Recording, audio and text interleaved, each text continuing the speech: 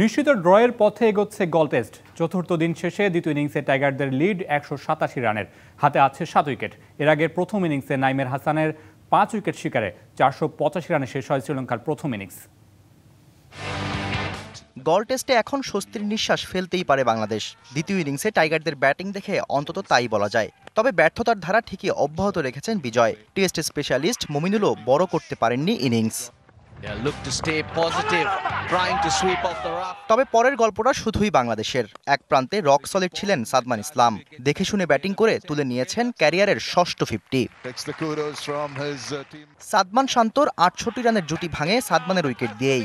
৭৬ run করে রথনায়কের বলে LB হন এই ওপেনার। দিনের বাকিটা সময়েও আর কোনো বিপদ ঘটেনি। শান্ত মুশফিক শেষ বিকেলে দেন ধৈর্যের প্রমাণ। এই ইনিংসেও দায়িত্ব নিয়ে অর্ধশত করেছেন টাইগার ক্যাপ্টেন, আর মুশফিক নট আউট ২২ রানে।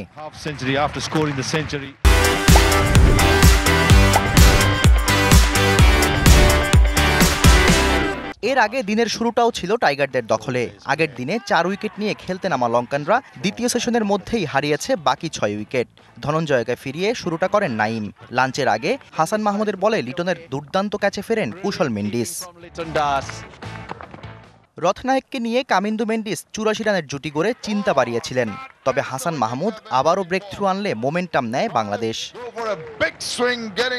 পরের ৩ উইকেট নিতে একেবারে দেরি করেননি নাইম। কামিন্দু মেন্ডিসকে সেঞ্চুরির আক্ষেপ নিয়ে ফেরান ৮৭ রানে। শেষে আসিতা ফার্নান্দোকে প্যাভিলিয়নের পথ দেখিয়ে তুলে নেন ক্যারিয়ারের চতুর্থ Pfeiffer. Shahriar Hossain, DBC news desk.